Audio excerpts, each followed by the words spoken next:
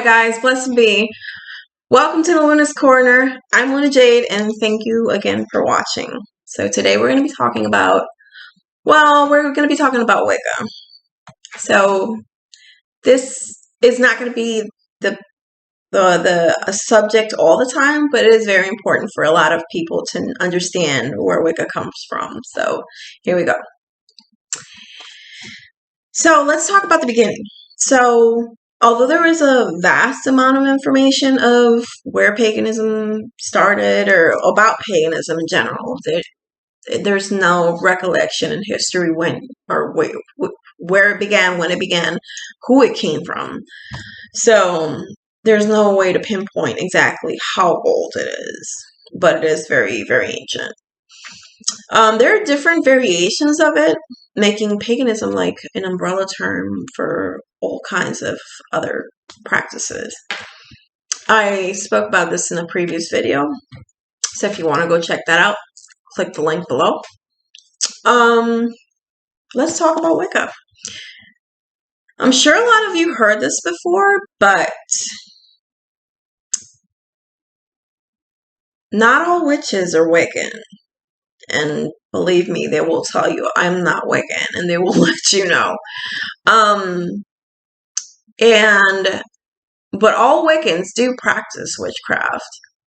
There's a lot of truth behind these words. Not all witches are Wiccan. So Wicca is, although a lot of people don't like to see it that way, is a religion. You know, because that word religion is solely based on the select religion that people, have some kind of feelings towards, to put it in a nicer way. So Wicca is a religion that worships nature. It's nature work based, and it has beliefs of a goddess, a female goddess, and a horned god or a god, and incorporates the 5 elements. So basically, nature itself Wicca is all about nature. It works with nature. It works with 5 elements. It's all about nature. It's a nature-based practice. So I practice Wicca, but I'm not really biased in all of this because I try to keep myself neutral and try to see everybody's point of view. So I'm not gonna have my own. I'm not gonna put my own opinion into this as much. Let's start on who gave Wicca its name. So Gerald Gardner, he was an English author who in 1954 began propagating what the Wiccan tradition was, or Wiccan religion was, throughout London. He wrote several books about it and created inspiration, awakening, and curiosity, if you will. After being initiated and practicing for a couple years, Gardner decided to write various books and created, like I call it, a mass awakening.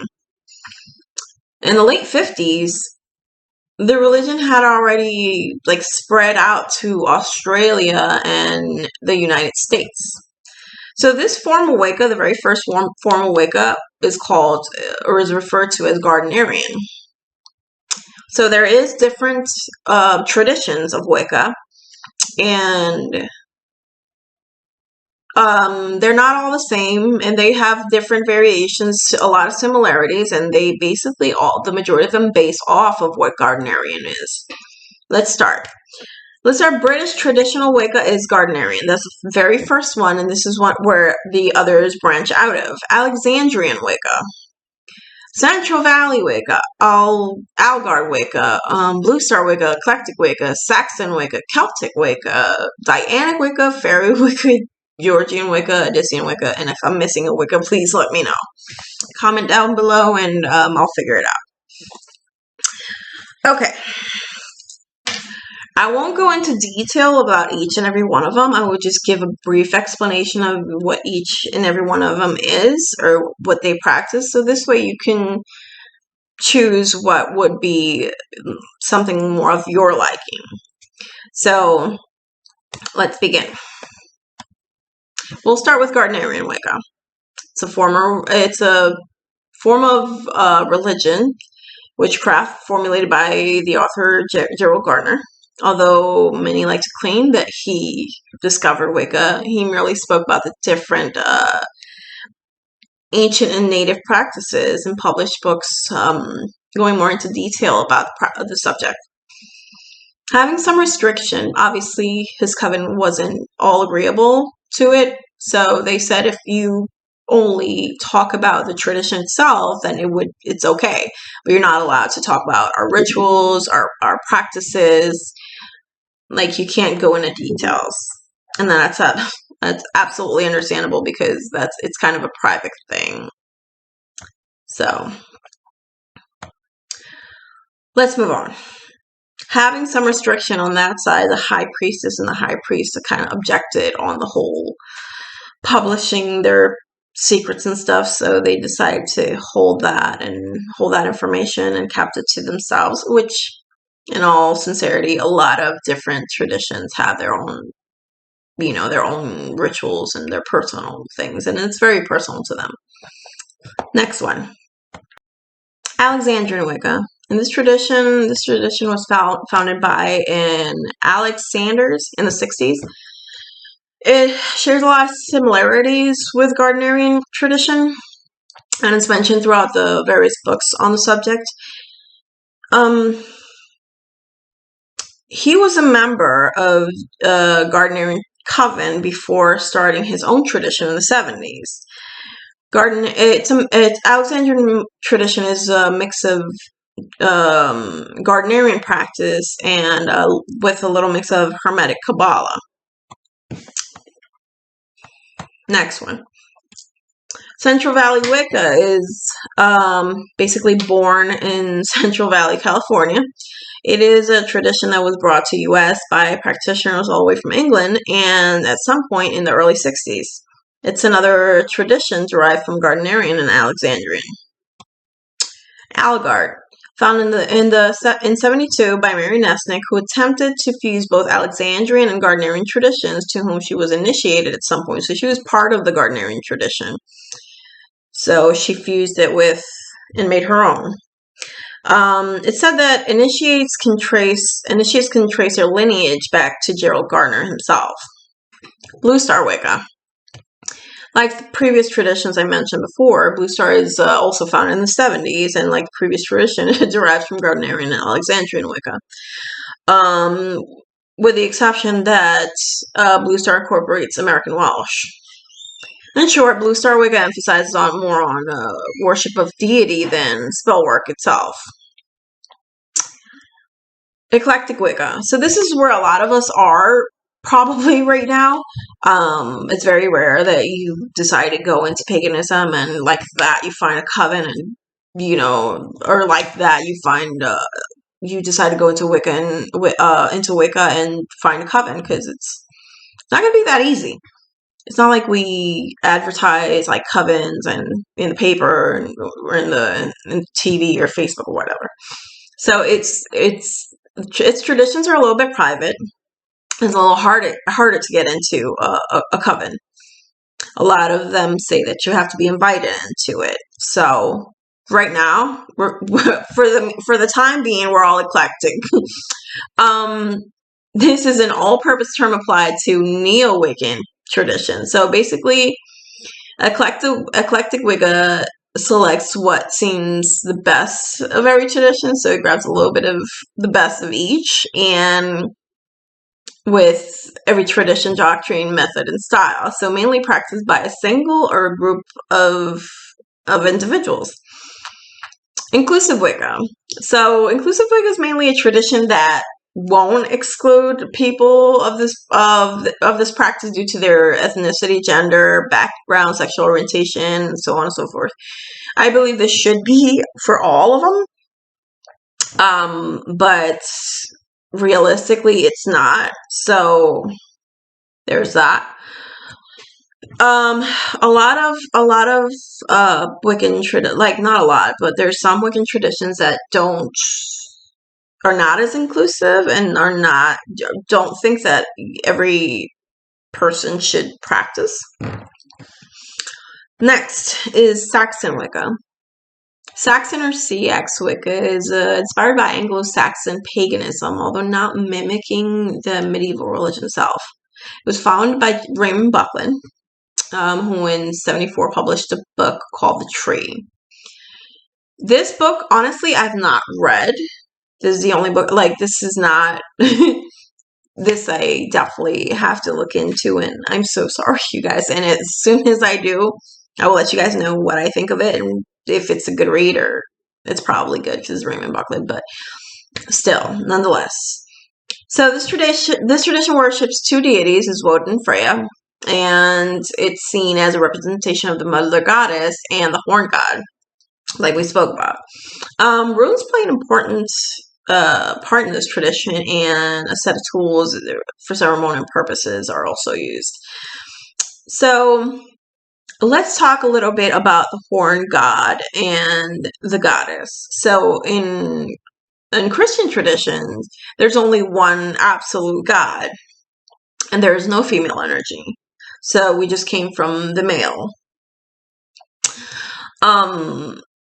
Basically, it says that the male god, or the created all, and he created women as well. Yeah. So that being said, they demonized our horn god because back in ancient times or older times, it was said that a Christian religion could monetize paganism and wanted to basically reform paganism. So they kind of made it their own. So that a lot of people still in the churches burn incense and like candles and stuff like that. And they celebrate a lot of our old Sabbats, which is, Christmas. They Christianize Yule. Basically, our a lot of our holidays, our Sabbats they turn into their holidays. So I'm not saying anything, and if you're being offended by this, I'm so sorry, but this is my honest opinion about that. So yes, I feel like they did take our horn god and they demonized him, and they made him into something that nobody wants a part of. But that being said, we don't believe in Satan. A lot of pagans don't believe in Satan. The majority of pagans do not believe in Satan. That's a Christian term. So that being said, we can move on to the next subject. Celtic Wicca. It's a neo-Wiccan tradition that includes elements of Celtic mythology, and it keeps basic religion aspects as all other Wiccan traditions. So basically a fusion of like every other Wiccan tradition in Celtic mythology.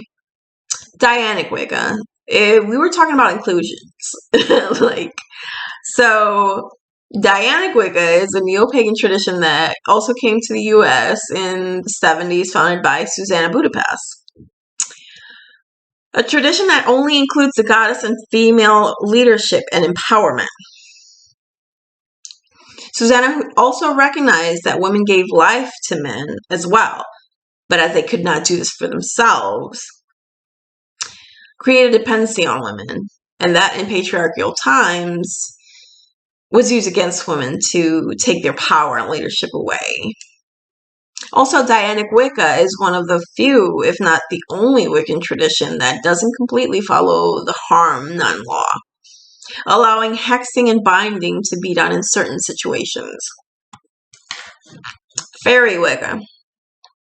Along with Celtic tradition, Fairy Wicca holds some belief of Celtic mythology. Being another polytheistic tradition, Fae Wicca includes worship of more than one deity, meaning word polytheistic, of the Celtic pantheon, and celebrates ancient pagan holidays. In other words, they work with Celtic deities and magical beings and elementals and such. Rituals are often performed in the woodlands and forests.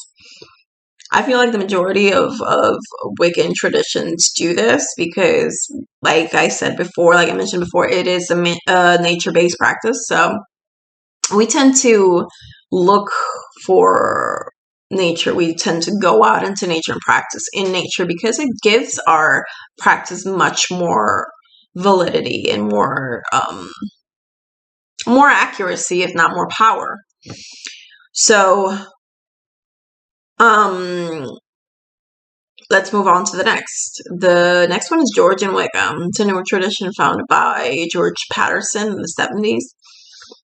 Like Gardnerian Wicca, it follows initiatory lines, although not the initiatory lines do not are not traced to Old English covens.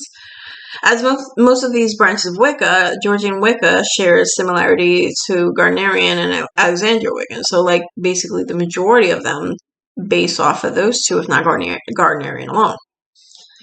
Odyssean Wicca is a tradition created in Toronto, Canada, in the 70s, founded by Tamara and Richard James, and when they moved to the region.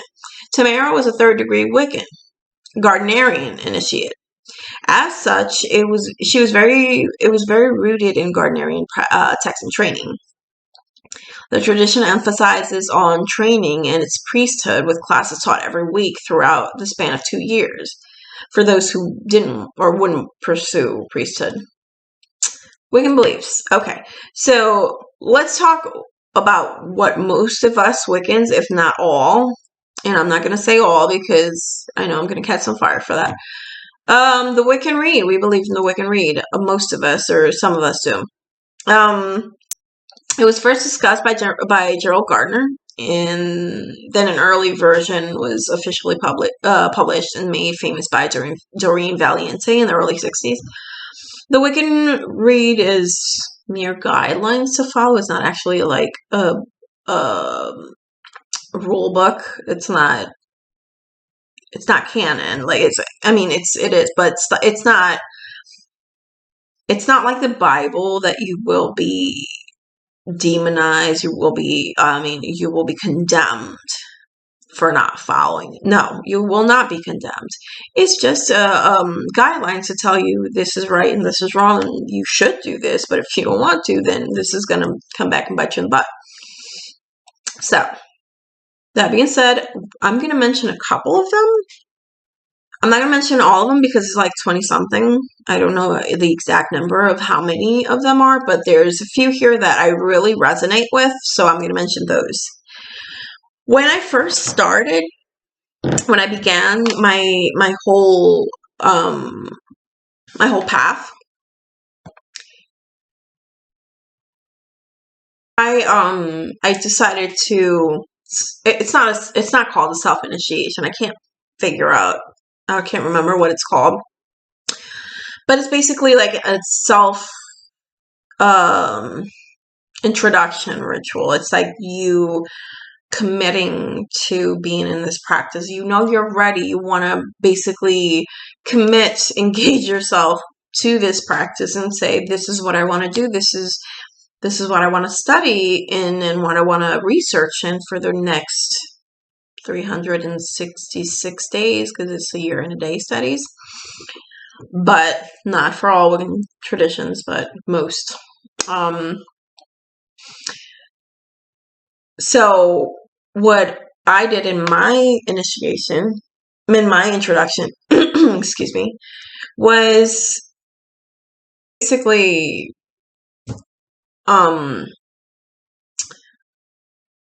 me actually committing to the practice itself and me remembering these Wiccan guidelines, these Wiccan reads out of respect and out of self-dedication. Yes, that's what it's called. Self-dedication rituals. Thank you, brain. Finally. Okay. That being said, okay, let's move on. After myself and now I forgot again. Oh my God, I'm having a stroke. Okay. Let's start over.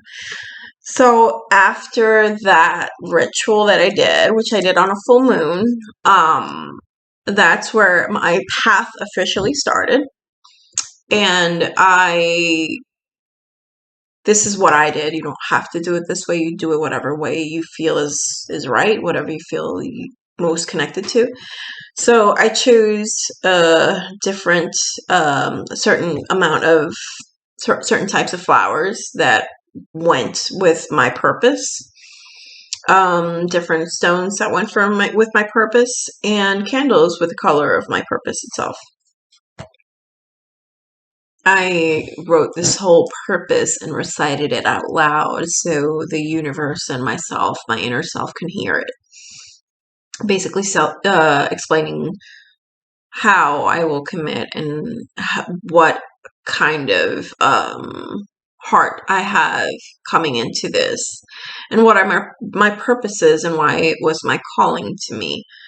And I also incorporated basically why of the Wiccan read. So a couple of the Wiccan reads. So I'm going to mention the most that resonate with me. You can do the research. You can go online. You can find them anywhere. It's basically 20-something lines of guidelines that that they rhyme, obviously, and they're basically guidelines to follow, and to, if you choose to follow them. If not, I mean, you don't have to. Like I said, they're just guidelines.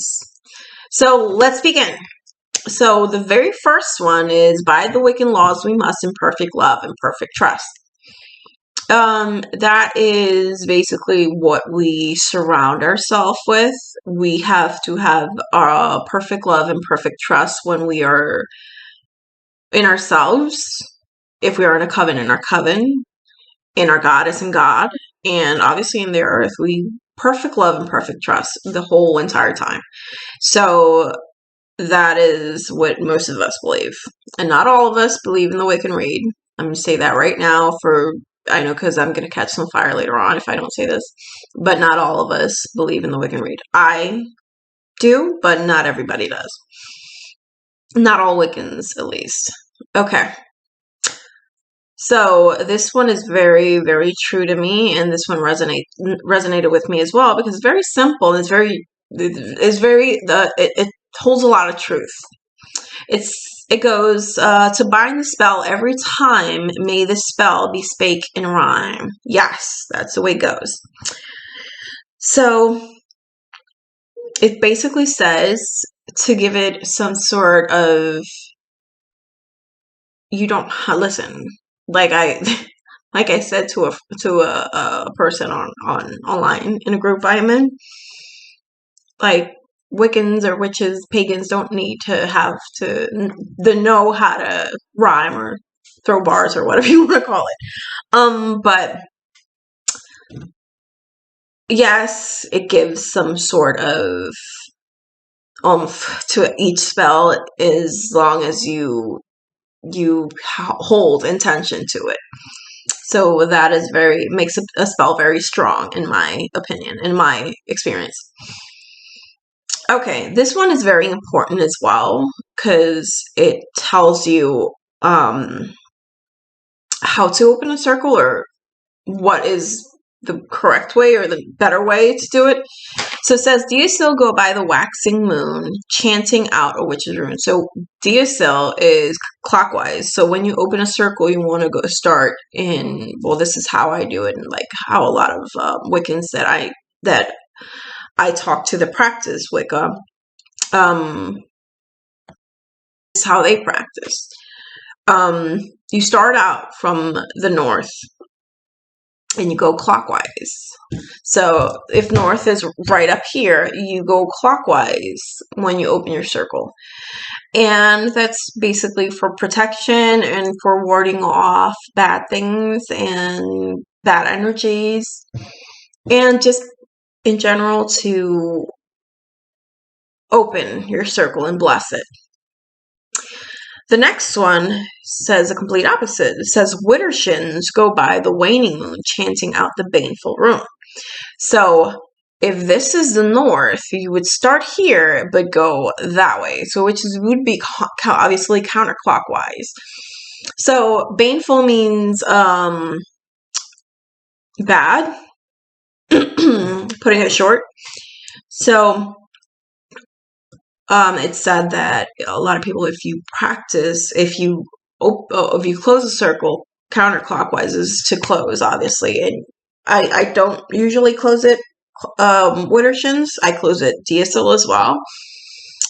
That it's not leaving it open. It's just making sure, I don't feel comfortable with the whole Widdershins circle. Widdershins is more of a separation, of a breaking, of a binding, almost. Like if you want to do something like that, or if you're doing something like that, then that's where Widdershin goes. So what's the next one? The next one is that I really resonate with is Elder be thy lady's tree, burn it down, and cursed you'll be. So this is very, it's very, it's not cryptic, like, but it is very, like, you have to read into it a little bit. I feel like it's very self-explanatory, though.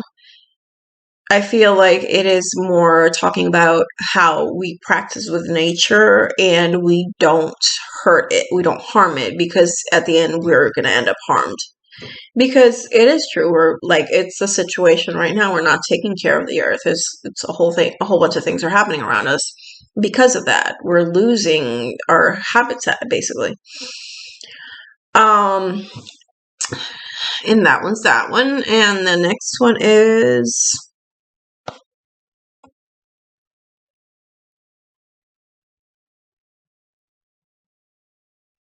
mind the threefold law. You should 3 times bad and 3 times good. That is very self-explanatory. It means whatever you dish out, you're going to get back threefold.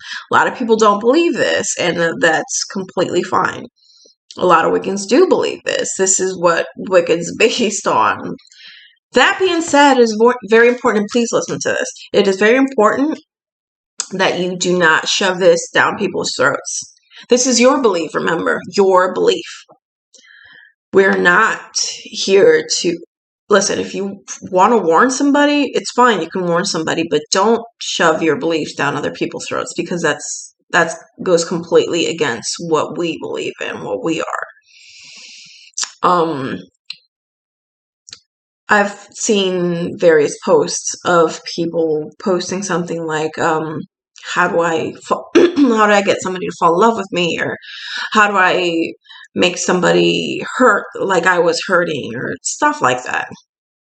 We're all human. We want to, we suffer. We go through stuff. So I've seen a lot of Wiccans comment on there like, oh, you'll get it ×3, or this is coming back to you, bite you in the butt, or this, that, and the other, you shouldn't, this, and that judgy pointing finger. So I feel like, as a Wiccan, this is just a big no for me. Because I wouldn't like that done to me. I don't want somebody, like I mentioned in the very first video, I don't feel like we should tell somebody what to do, or how to practice, or what to do with their practice.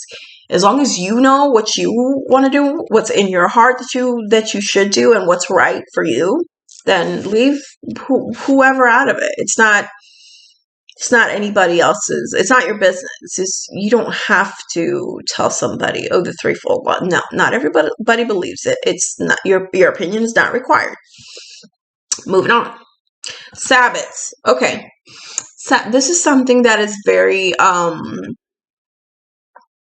there's this very asked about. So the Sabbats, for me, it's something, well, for me now, it's basically Wicca, or paganism in general. So the Sabbats basically are holidays. The Sabbats are celebrated throughout the wheel of the year. So each represent a story of the god and the goddess. And it just basically represents the stage that the earth is in at the time, depending on the hemisphere, of course. Each celebrated in a different way, depicting the birth, life, and death of the sun god, or the god, the death of the god. And the maiden, mother, or crone depiction of the goddess at that moment. So that I will dive deeper, because that itself is like a little more complicated, and a little bit more that goes in depth, and more what it means, what it should what you should talk about, what you actually should know, and what you should research about the god and goddess. So the next one is the Wheel of the Year. The Wheel of the Year is basically it's a cycle of the year displaying like the Sabbats and their dates and among pagan festivals. It's a calendar. It's a pagan calendar, if you will. Later, we can learn what rituals are done in each, and they're like this is my favorite. It's amazing. Working with that energy on that specific day, on that turn of what the earth is doing at that time. It's absolutely amazing. So it was amazing to have you guys here, and thank you again for watching my videos. Please subscribe and hit that one little bell. I never understand where it's at, so it's somewhere around here. And to get notifications of all my videos. And thank you guys, and blessed be. Bye.